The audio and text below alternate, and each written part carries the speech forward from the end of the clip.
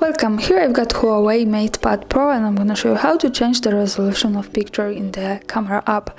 So at first we have to click on the camera button here, and now we are in the standard photo mode. So to get access to more advanced settings, we have to simply tap on this button on the left.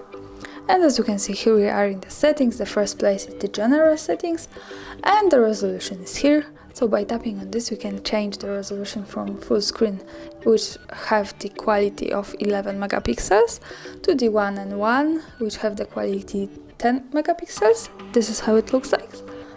And also we can pick the 4 and 3 ratio with 13 megapixels, which is recommended here. And this is how it looks like. And that's all. Thanks for watching. Subscribe our channel and leave the thumbs up.